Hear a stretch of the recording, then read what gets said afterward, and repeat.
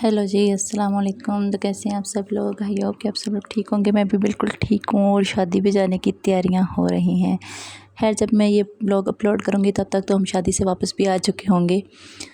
लेकिन यहाँ पे ना जैसे अक्टूबर स्टार्ट होता है तो शादियाँ भी स्टार्ट हो जाती हैं।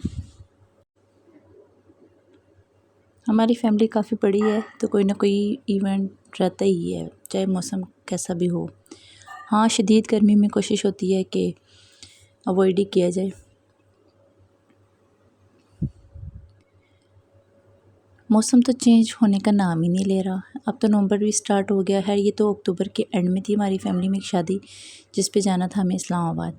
तो ये बहुत शॉर्ट ट्रिप था क्योंकि 2 से 3 दिन का फंक्शन था।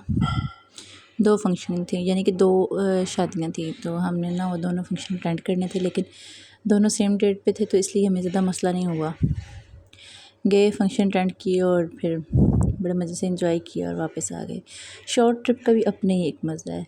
ना सामान ज़्यादा रखने की ज़रूरत पड़ती है और ना टेंशन होती है।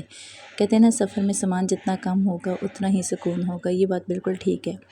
जब भी आप कम दिनों के लिए कहीं जाते हो ना और कम सामान लेके जाते हो तो बहुत ही सुकून होता है।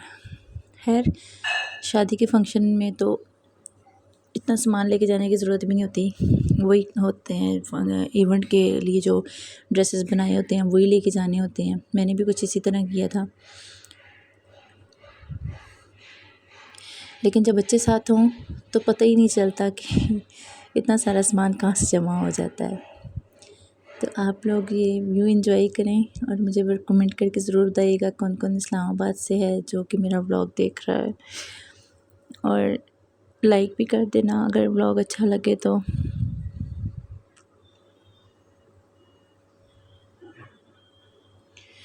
नवंबर में इतनी गर्मी मैंने फ़र्स्ट टाइम देखी है। या तो मुझे याद नहीं कि नहीं, वाकई में कभी ऐसा नहीं हुआ कि नवंबर में इतनी गर्मी पड़ रही हो। अगर बाहर आप निकलोगे पैदल चल के तो चला ही नहीं जाएगा, गर्मी से बुरा हाल हो जाएगा। इस दफ़ा तो मैं जब इस्लामाबाद गई मैंने यही सोचा कि वहाँ अच्छा खासा वेदर चेंज हो चुका होगा, क्योंकि अक्टूबर में वहाँ अच्छी खासी ठंड होती है। लेकिन वहाँ पर भी शदीद गर्मी थी। ऐसी गर्मी थी जैसे मई जून के स्टार्ट में होती है। शादी में पहुंचते ही मेरी ड्यूटी स्टार्ट, क्योंकि माँ जिधर भी चली जाए भाई वो उनने अपनी ड्यूटी पूरी करनी ही करनी। यहाँ पे मेरे बेबी को नींद आ गई थी तो मैं उसे ना सुलाने के लिए कोने में बैठ गई। अब नेक्स्ट डे का फंक्शन था, ये वलीमे का था। और यहाँ पे ना बारात और वलीमा एक साथ ही था, क्योंकि मैंने को बताया 2 शादियाँ थी और दोनों फंक्शन सेम डेट पर ही थी, तो ज़्यादा कोई इशू नहीं हुआ। यहाँ पे बारात भी थी और वलीमा भी एक साथ ही था। तो इवेंट अच्छा गुज़रा माशाल्लाह से। बहुत प्यारा अरेंजमेंट किया हुआ था, बहुत अच्छा सेटअप था। तो मैं ना पहले चली गई थी हॉल में। मैंने कहा मैं कुछ क्लिप इकट्ठे कर लूँगी। तो भई हमें तो यही होता है ना कि थोड़ा सा व्यू कैप्चर कर। अगर रश ज़्यादा हो जाए ना तो फिर मोबाइल उठाते हुए थोड़ा अजीब लगता है। फिर हर किसी की प्राइवेसी होती है, अच्छा नहीं लगता कोई कहे कि आके मोबाइल बंद करो भाई, हमारी वीडियो ना बनाओ। तो मैंने इसलिए टाइम से जाके तो कुछ ना व्यूज़ कैप्चर कर लिए थे। वैसे तो मुझे बच्चे बहुत ज़्यादा तंग करने लग गए थे हॉल में पहुँचती, क्योंकि मैं ना कुछ ज़्यादा ही जल्दी चली गई थी और तब तक एसी वगैरह स्टार्ट नहीं हुए थे। तो इस वजह से ना गर्मी हो रही थी। बाद में तो टेम्परेचर बहुत मज़े का हो गया, क्योंकि जब मेहमान आना स्टार्ट हुए थे और हॉल में ना एसी ऑन कर दिए गए थे, लेकिन पहले नहीं थे। तो खैर माशाल्लाह से बहुत ही अच्छा ट्रिप रहा, बहुत अच्छे दिन गुज़रे और शादी भी बहुत ही इंजॉय की हम लोगों ने। लेकिन बात वही है कि ठंड इसलिए शादी लेट रखी थी फैमिली वालों ने कि ठंड हो जाएगी, थोड़ा वेदर अच्छा हो जाएगा। लेकिन फिर भी मौसम मुनासिब था।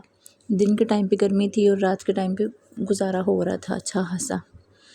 तो यहाँ पे अब मेहमान आना स्टार्ट हो गए थे, तो मैं और मेरी सिस्टर वगैरह सारे आ गए। हम भी काफ़ी टाइम बाद मिले थे तो बातें कर रहे थे।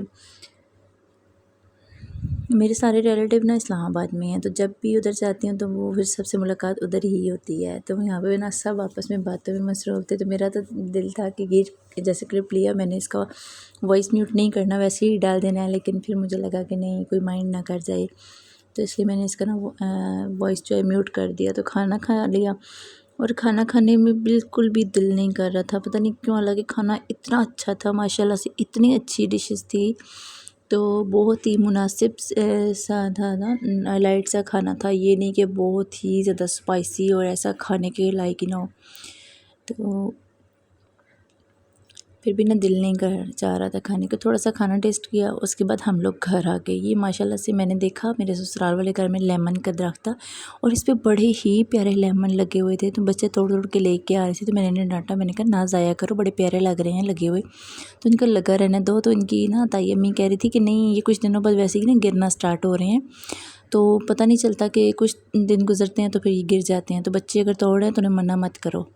तो मुझे बड़े ही अच्छे लग रहे थे कि ये दरख्त के साथ लगे हुए ना बहुत ही खूबसूरत लग रहे थे।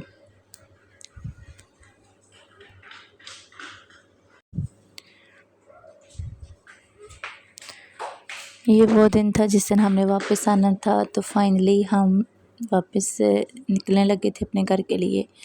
तो मैंने यहाँ पे कुछ क्लिप लिए थे बच्चों के, तो मैंने इनको बड़ा रोका कि आप ये ना उतारो ना दरख्त से, लेकिन फिर भी इन्होंने काफ़ी सारे उतार लिए थे।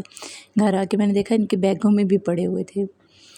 तो यहाँ पे हमारा वापसी का सफ़र शुरू होता है। उम्मीद करती हूँ आपको मेरा ब्लॉग अच्छा लगा होगा। अगर अच्छा लगा है तो प्लीज़ लाइक शेयर सब्सक्राइब कर दें। और कोशिश तो करती हूँ कि प्रॉपर एक व्लॉग बनाऊँ कि समझ भी आए कि बनाया क्या है, कोई क्लिप कहाँ से ऐड हो रहा है, कोई कहाँ से ऐड हो रहा है। लेकिन वही है ना कि साथ छोटे बच्चों हों तो फिर ना समझ में नहीं आती, कभी मैं भूल जाती हूँ और कभी मोबाइल नहीं होता। जब मोबाइल होता है तो उसकी बैटरी बिल्कुल डेड की होती है बच्चों ने। खैर मैं सोच रही हूँ कि मैं मोबाइल का अरेंज करती हूँ, जिसके बाद मैं ना प्रॉपर व्लॉग बनाया करूँगी और अपना मोबाइल सेपरेट करती हूँ। और बच्चों के लिए मैं इसमें बच्चों को ना देना नहीं चाह रही थी, लेकिन अब लगता है कि उन्हें मोबाइल लेके देना पड़ेगा। तो या तो उनके लिए कोई टैब वगैरह, तो इंशाल्लाह फिर प्रॉपर अपना व्लॉगिंग पे ध्यान देंगे। लेकिन ध्यान तो तब दूँगी ना जब आप लोग सपोर्ट करोगे। तो प्लीज़ आपको अगर मेरा व्लॉग अच्छा लगे तो लाइक और सब्सक्राइब लाजमी कर दिया करें। मिलते हैं हम नेक्स्ट व्लॉग में, तब तक के लिए अपना ख्याल रखिएगा, दुआ में याद रखिएगा जी। अल्लाह हाफ़िज़।